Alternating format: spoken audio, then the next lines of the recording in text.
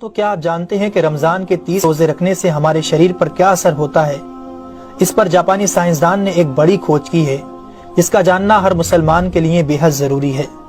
جاپانی بائیولوجسٹ یوشونوری اشومی ایک سائنسدان ہیں جن کو 2016 میں میڈیسن پر نوبل پرائز دیا گیا۔ ان سے جب پوچھا گیا کہ آپ نے کون سی ایسی چیز بنائی ہے جس کی بنا پر آپ کو دنیا کا سب سے بڑا انعام نوبل پرائز دیا جا رہا ہے، تو انہوں نے کہا تھا کہ میں نے کینسر کی ممکنہ دوا کھوج لی ہے، اور اس بات پر دنیا نے بڑے پر انداز میں ان کی کاوش کو سراہا اور مبارکباد دی گئی۔ اس کے بعد ڈاکٹر یوشینوری اشومی نے کہا کہ میں نے کینسر کی دوا نہیں بلکہ کینسر سے بچاؤ کا حل تلاش کر لیا ہے۔ تو لوگوں نے ان سے پوچھا کہ بتائیے ایسا کیا کیا جائے کہ کینسر جیسے خطرناک مرض سے بچا جا سکے؟ تو انہوں نے کہا کہ جب ہم بھوکا رہتے ہیں تو ہماری باڈی میں موجود غذائیت ختم ہونے لگتی ہے، جس کی وجہ سے جسم بھوک محسوس کرتا ہے۔ اگر اس بھوک کے دوران جسم تک کھانا نہ پہنچے تو ہمارا جسم بھوک کی شدت کی وجہ سے اپنے اندر موجود ان زہریلے سیلز کو کھانا شروع کر دیتا ہے جو کینسر کا سبب بنتے ہیں۔ اس عمل کو میڈیکل کی لینگویج میں آٹوفیگی کہا جاتا ہے۔ اگر آپ چاہتے ہیں کہ آپ کا جسم ایسے بیمار سیل سے پاک ہو تو آپ کو بھوکا رہنا چاہیے۔ جب ایسے سیلز مرنا شروع کر دیتے ہیں تو کینسر کا پرسنٹیج کم ہو جاتا ہے۔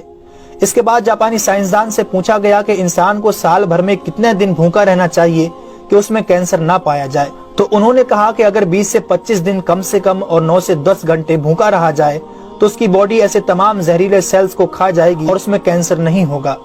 اے میرے پیارے رب کریم، آج ہمیں سمجھ آیا کہ مومن پر روزے کیوں فرض کیے گئے، اور آج مجھے اس احادیث پاک کی بھی سمجھ آ گئی جس میں آپ صلی اللہ علیہ وسلم نے فرمایا کہ ہر شے کی زکوٰۃ ہے اور جسم کی زکوٰۃ روزہ ہے۔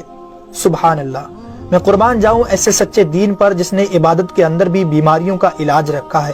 دوستو، اسلام وہ دین فطرت ہے جو زندگی کے ہر شعبے میں راہ اعتدال کی تعلیم دیتا ہے۔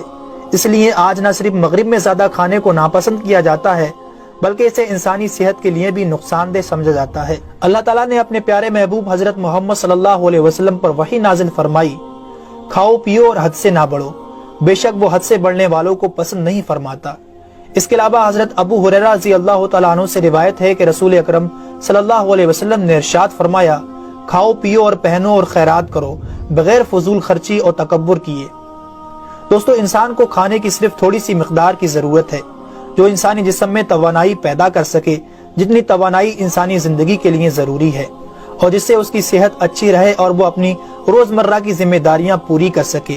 انسانی جسم کو جتنا کھانے کی ضرورت ہے اس سے زیادہ جسم میں داخل ہونے والا کھانا چربی بن جاتا ہے، جس کی وجہ سے انسان کا جسم بڑھ جاتا ہے، اس کی رفتار سست ہو جاتی ہے اور وہ بہت زیادہ تھکن محسوس کرنے لگتا ہے۔ اس کے علاوہ انسانی جسم بہت سے امراض کا شکار بھی ہو جاتا ہے۔ اسی لیے اللہ تعالیٰ نے روزے فرض کیے تاکہ 11 مہینوں کے دوران کھانے پینے کی بے احتیاطی کا ازالہ ہو سکے۔ قرآن پاک میں اللہ تعالیٰ نے روزے رکھنے کا حکم ان الفاظ میں بیان فرمایا ہے، اے ایمان والو، تم پر روزے فرض کیے گئے جیسے کہ تم سے پہلوں پر روزے فرض کیے گئے تھے تاکہ تم پرہیزگار بن جاؤ۔ دوستو، قرآن مجید میں بیمار اور مسافر کے لیے روزے مؤخر کرنے اور جو روزہ نہ رکھ سکے ان کے لیے فدیہ ادا کرنے کا حکم دیا ہے۔ اس کے بعد روزہ رکھنے کی حکمت ان الفاظ میں بیان فرمائی، اور تمہارے لیے روزہ رکھنا ہی بہتر ہے اگر تم جانتے ہو۔ دراصل یہاں یہ بتایا گیا ہے کہ اگر تم موجودہ علم کو سمجھتے ہو تو تمہارے لیے بہتر یہی ہے کہ تم روزے رکھو، کیونکہ روزہ اپنے اندر بے شمار روحانی، نفسیاتی اور طبی فائدوں کو رکھتا ہے۔ روزے کی طبی افادیت کی طرف نہایت مختصر مگر جامع اشارہ نبی اکرم صلی اللہ علیہ وسلم نے ان الفاظوں میں بیان فرمایا، روزے رکھو اور تندرست ہو جاؤ۔ اللہ رب العالمین ہم سب کو اس مہینے میں زیادہ سے زیادہ نیکیاں کرنے اور سارے روزے رکھنے کی توفیق عطا فرمائے، آمین ثم آمین۔ تو کیا آپ جانتے ہیں کہ رمضان کے